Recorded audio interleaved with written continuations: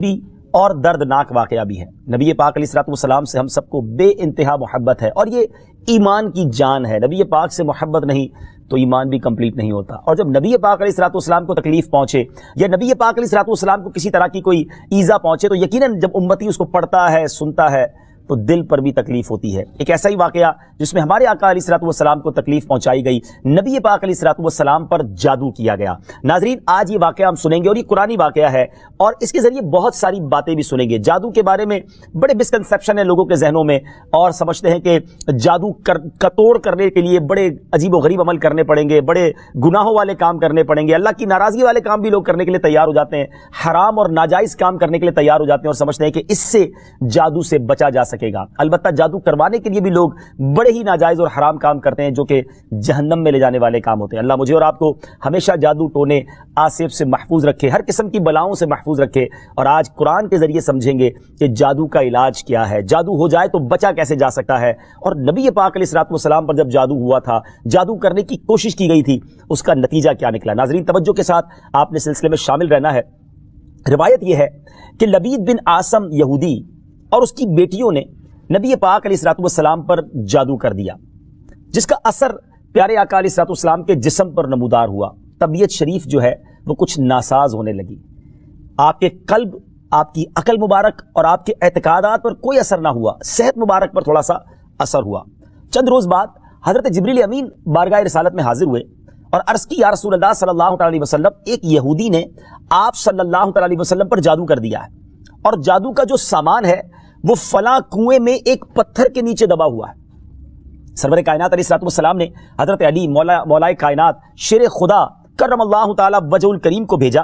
انہوں نے کنویں کا پانی نکالا اور پتھر اٹھایا تو اس کے نیچے سے کھجور کے گھابے کی تھیلی برآمد ہوئی، یعنی کھجور کے جو چھلکے ہوتے ہیں اس طرح کی تھیلی برآمد ہوئی، اور اس میں نبی پاک علیہ الصلوۃ والسلام کے منہ مبارک جو کنگھی سے ٹوٹے تھے اور کنگھی کے ٹوٹے ہوئے کچھ دندانے اور ایک ڈور یا کمان کا چلہ جس میں 11 گٹھانے لگی ہوئی تھی، اور ایک موم کا پتلا تھا جس میں 11 سوئیاں چبھی ہوئی تھی، یہ سب سامان پتھر کے نیچے سے نکلا۔ اور یہ مولا علی کرم اللہ تعالی وجہ الکریم یہ سارا سامان لے کر نبی پاک علیہ الصلوۃ والسلام کی بارگاہ میں آ گئے۔ اس کے بعد سبحان اللہ، اب اس کا توڑ کیسے آیا، اس کا علاج کیسے ہوا، اس کا حل کیا نکلا؟ جبریل امین اللہ تبارک و تعالیٰ کی بارگاہ سے سورہ فلق اور سورہ ناس لے کر حاضر ہوئے، یعنی اب جو سورہ فلق اور سورہ ناس ہے وہ نازل ہوئیں، اور ان دونوں صورتوں کو ملائیں تو ناظرین اس میں 11 آیتیں ہیں۔ ہر ایک آیت کے پڑھنے سے ایک ایک گرہ کھلتی جاتی تھی، یہاں تک کہ سب گرہیں کھل گئیں اور پیارے آقا علیہ الصلوۃ والسلام بالکل شفایاب ہو گئے۔ سبحان اللہ، سبحان اللہ۔ ناظرین، اب اس واقعے سے بہت ساری باتیں میں نے اور آپ نے سیکھنی ہیں۔ پہلی بات یہ ہے کہ یہ بخاری شریف میں ہے کہ پیارے آقا علیہ الصلوۃ والسلام جب بستر شریف پر تشریف لاتے تو اپنے دونوں ہاتھوں پر دم کرتے اور اپنے سر سے پاؤں تک پورے جسم پر اپنے ہاتھوں کو پھرایا کرتے، جہاں تک دست مبارک پہنچ سکتے یہ عمل 3 مرتبہ فرماتے، یعنی نبی پاک علیہ الصلوۃ والسلام ان دونوں صورتوں کا اپنے اوپر بھی دم کیا کرتے۔ اور ایک اور جگہ پر بھی یہ ہے، حدیث عائشہ رضی اللہ تعالی عنہا میں ہے کہ جب نبی پاک علیہ الصلوۃ والسلام کے گھر والوں میں سے کوئی بیمار ہوتا تو آپ علیہ الصلوۃ والسلام ان دونوں صورتوں کو پڑھ کر اس پر دم فرمایا کرتے تھے۔ تو یہ نبی پاک کے معمول میں تھا۔ تو آج اگر ہم میں بھی کوئی بیمار ہو جائے، فیملی میں کوئی بیمار ہو جائے، اپنے آپ کو ان آفتوں سے بچانا چاہتے ہیں تو اول آخر 3 بار درود پاک پڑھیں، سورہ فلق اور سورہ ناس کی تلاوت کریں، اپنے ہاتھوں پر دم کر کے اپنے جسم پر پھیر لیں، کسی مریض پر دم کر دیں، انشاءاللہ اس کی برکت ملے گی۔ یہاں ایک اور مسئلہ بھی سیکھنے کو ملے گا کہ تعویذات اور عملیات میں جس میں کوئی لفظ کفر و شرک کا نہ ہو وہ جائز ہے۔ اسی طرح گنڈے بنانا اور ان پر گرہیں لگا کر آیات قرآن اور اسماء الہیہ پڑھ کر پھونک مارنا بھی جائز ہے، یعنی تعویذات اگر شرک سے پاک ہیں، اگر کفریہ کلمات سے پاک ہیں تو وہ کرنے میں کوئی حرج نہیں، وظائف کرنے میں کوئی حرج نہیں، یہ قرآن و حدیث سے ثابت ہے اور آپ نے یہ سنا۔ ناظرین، سیکھنے کو کیا مل رہا ہے؟ خلاصہ یہ ہوا کہ سورہ فلق یعنی قل اعوذ برب الفلق اور قل اعوذ برب الناس، یہ دونوں صورتیں جن اور شیاطین، نظر بد اور آسیب اور تمام امراض خصوصاً جادو ٹونے کا مجرب علاج ہیں۔ ان کو لکھ کر تعویذ بنائیں، گلے میں پہنائیں اور ان کو بار بار پڑھ کر مریض پر دم کریں اور کھانے اور پانی اور دواؤں پر پڑھ کر پھونک دیں اور پھر مریض کو کھانا وغیرہ کھلائیں، انشاءاللہ عز و جل ہر مرض اور بالخصوص جادو ٹونا دفع ہو جائے گا مریض شفا یاب ہو جائے گا۔ اسی طرح قرآن مجید کی دوسری تمام صورتوں کی خصوصی خواص ہیں جن کو بہت خوبصورت کتاب جنتی زیور ہے اس میں بھی آپ پڑھ سکتے ہیں ناظرین۔ اسی طرح ہمیں چاہیے کہ قرآن پاک کی تلاوت کرتے رہیں، قرآن پاک کی ہر حرف میں شفا ہے، برکتیں ہیں، اور آج خاص طور پہ ہمارے ناظرین کو گویا وظیفہ، قرآنی وظیفہ مل رہا ہے۔ بہت سارے ناظرین یہ گزارش کرتے ہیں کہ ہمیں کوئی وظیفہ بتایا جائے، تو دیکھیں آج تو قرآن کے ذریعے، اور وہ وظیفہ جو نبی پاک کو رب کی طرف سے عطا ہوا، پیارے آقا علیہ الصلوۃ والسلام کو بھی شفا نصیب ہوئی، تو ہمیں ضرور اس کو اپنانا چاہیے۔ ناظرین، اس سے پہلے کہ میں مزید اس معاملے میں آگے بڑھوں، میں چاہتا ہوں کہ دونوں صورتوں کی تلاوت اور اس کا ترجمہ پہلے سن لیتے ہیں، اور پھر مزید اس بارے میں بات کرتے ہیں کہ اس حیرت انگیز واقعے سے مجھے اور آپ کو مزید کیا سیکھنے کو ملتا ہے۔ پہلے سورہ فلق کی تلاوت ہوگی، سورہ ناس کی تلاوت ہوگی۔ میں یہاں ایک اور بات بھی کہنا چاہوں گا، کچھ لوگ یہ کہتے ہیں جناب ہم وظیفہ کرتے ہیں اثر نہیں ہوتا، برکت نہیں ملتی۔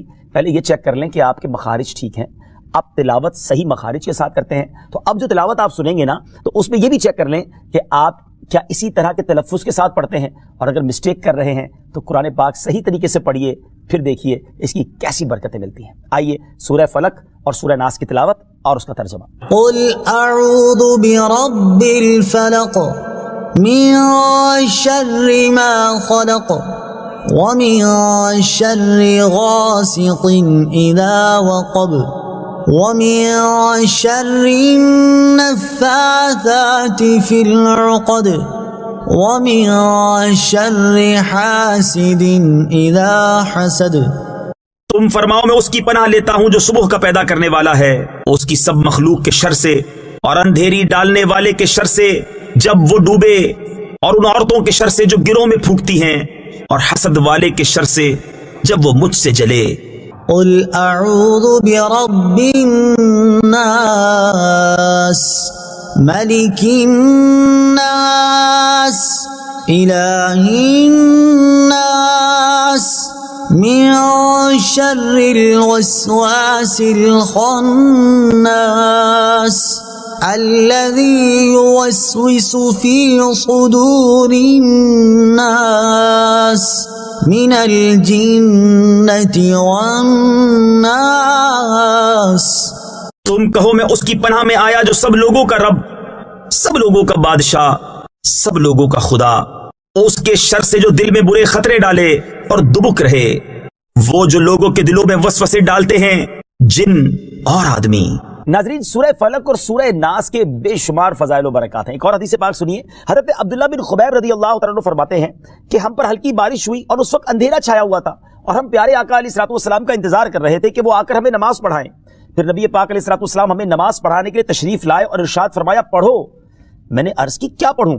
ارشاد فرمایا صبح و شام 3 بار قل هو اللہ احد، قل اعوذ برب الفلق اور قل اعوذ برب الناس پڑھو، ان کی تلاوت کرنا تمہیں ہر بری چیز سے بچائے گا۔ چلیں ایک اور وظیفہ مل گیا، سورہ اخلاص کو بھی شامل کر لیں، تو صبح و شام پڑھیں تو انشاءاللہ بری آفتوں سے، مصیبتوں سے، جادو ٹونے سے، آسیب سے، ان طرح کی بلاؤں سے انشاءاللہ محفوظ رہیں گے۔ ناظرین، یہاں کچھ مسائل بھی سیکھ لیتے ہیں۔ حضرت اسماء بنت امیس رضی اللہ تعالیٰ عنہ نے عرض کی یا رسول اللہ صلی اللہ تعالیٰ علیہ وسلم، جعفر کے بچوں کو جلد نظر ہوتی ہے، کیا مجھے اجازت ہے کہ ان کے لیے عمل کروں؟ نبی پاک علیہ الصلوۃ والسلام نے اجازت عطا فرمائی۔ تو سیکھنے کو یہ ملا کہ تعویذ اور عملیات جن میں کفر و شرک نہ ہو، کوئی کلمہ ناجائز نہ ہو، تو اس میں جو ہے وہ تعویذ کرنا، عمل کرنا جائز ہے، اور خاص کر وہ عمل جو آیات قرآنیہ سے کیے جائیں یا احادیث میں وارد ہوئے ہوں۔ اسی طرح چند مسائل بھی سیکھنے کو ملے۔ یہ دونوں صورتیں جو ہیں ان کے شان نزول سے ہمیں معلومات کیا ملتی ہیں؟ نمبر 1، جادو اور اس کی تاثیر حق ہے۔ کچھ لوگ جادو کا انکار کر دیتے ہیں، یہ درست نہیں ہے۔ جادو اور اس کی تاثیر حق ہے، کیونکہ قرآن میں اس کا ذکر ہے، اور نبی پاک علیہ الصلوۃ والسلام پر بھی آپ کی صحت مبارک پر اس کا اثر ہوا۔ نمبر 2، نبی کے جسم پر جادو کا اثر ہو سکتا ہے، جیسے تلوار، تیر اور نیزے کا بھی اثر ہوتا ہے۔ یہ شان نبوت کے خلاف نہیں ہے۔ ہاں، ایسا اثر نہیں ہو سکتا کہ جس سے نبوت کے متعلقہ امور میں خلل آ جائے۔ حضرت موسیٰ علیہ السلام کے مقابلے میں جادوگر بالآخر اس لیے فیل ہوئے کیونکہ وہاں جادو سے معجزے کا مقابلہ تھا، ورنہ حضرت موسیٰ علیہ السلام کے خیال پر بھی اس جادو نے اثر کیا کہ ان کو خیال ہوا کہ یہ لاٹھیاں، رسیاں چل رہی ہیں۔ نبی کریم علیہ السلام کے خیال پر بھی اسی طرح یہی اثر ہوا تھا۔ نمبر 3، جادو کو دور کرنے میں سورہ فلق اور سورہ ناس کو خصوصی تاثیر حاصل ہے۔ نمبر 4، جادو ٹونے اور عملیات اور اثرات اور بیماریوں کو ختم کرنے کے لیے قرآن پاک کی صورتوں اور آیتوں کو استعمال کیا جا سکتا ہے، اور بخاری شریف میں سورہ فاتحہ کو اس مقصد کے لیے استعمال کرنے کا بیان موجود ہے۔ تو سورہ فاتحہ کو سورہ شفا بھی کہا جاتا ہے، تو یہ بھی شفا کے لیے بڑا مجرب اور بڑا پیارا وظیفہ ہے۔ ناظرین، یہ چند باتیں تو ہم نے اس واقعے کے متعلق سیکھی، سورہ فلق اور سورہ ناس کے کچھ فضائل بھی سنے۔ میں یہاں ایک اور بات بھی کرنا چاہتا ہوں کہ آج کل پرابلم یہ ہو گیا ہے کہ اتنے عاملین آ گئے ہیں، اتنے عمل کرنے والے لوگ آ گئے ہیں، اتنے بورڈ ہمارے شہروں اور وطن میں لگ جاتے ہیں کہ ایسا لگتا ہے ہر دوسرے آدمی پہ جن ہے یا اس پہ جادو ہو گیا ہے۔ خدارا جھوٹے عاملین سے اپنے آپ کو بچائیے۔ اگر جینے کی تمنا ہے تو کچھ پہچان پیدا کر۔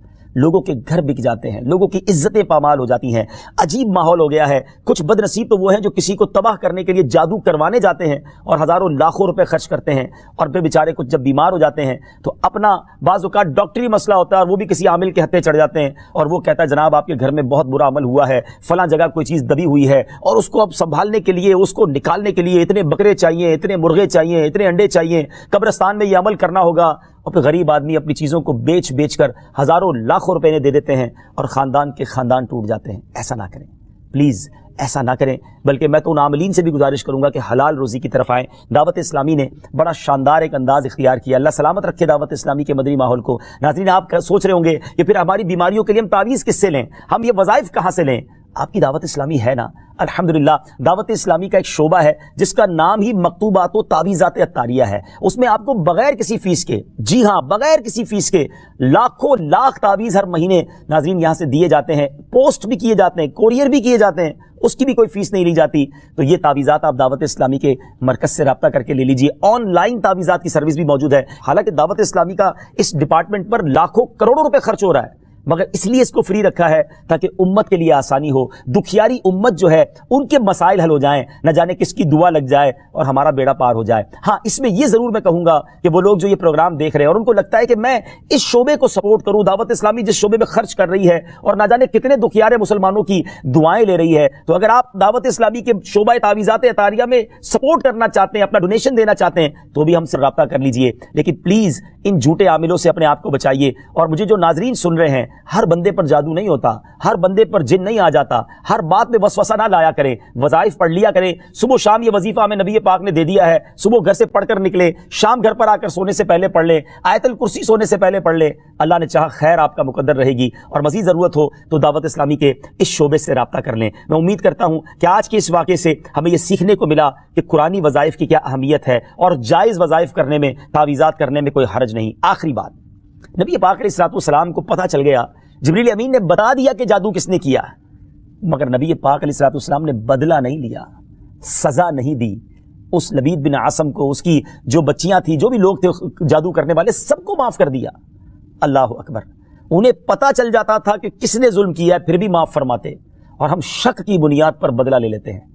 کوئی عامل کہہ دیتا ہے تمہارے گھر میں سین نام کی کوئی عورت ہے، اس نے یہ کیا ہے، اب جتنے سین نام والے ہیں سب کے ساتھ بدگمانی شروع، جب سے سب سے لڑائی شروع، سب کے بارے میں برا سوچنا شروع۔ انسان ہی سے غلطی ہوتی ہے، معافی کرنے والا ذہن رکھیے، معاف کریں گے اللہ تعالیٰ آپ کو معاف کر دے گا، رحم کریں گے آپ پر رحم کیا جائے گا۔ اللہ مجھے اور آپ کو نبی پاک علیہ الصلوۃ والسلام کی اس مبارک سیرت سے سیکھنا نصیب فرمائے کہ اگر کسی سے غلطی ہو بھی گئی ہے، کسی نے ہمارا برا چاہا بھی ہے اور پتہ بھی چل گیا ہے، تو معاف کرنا اللہ کو بڑا پسند ہے۔ مشکل ضرور ہے، دل چاہتا ہے میں بھی بدلہ لوں، لیکن مزہ بھی تو یہی ہے نا کہ دل چاہ بھی رہا ہے، غلط بھی کیا ہے سامنے والے نے، اور میں بدلہ لے بھی سکتا ہوں، پھر بھی اللہ کی رضا کے لیے معاف کر دیں، اور اس نیت سے معاف کریں، میرے مالک میں تیرے بندے کو معاف کر رہا ہوں، تو مجھ گناہگار کو معاف فرما دے۔ اللہ کریم ضرور کرم فرمائے گا، اور یہی اسلام کی خوبصورتی ہے۔ اللہ مجھے اور آپ کو معافی اور درگزر کا ذہن نصیب فرمائے۔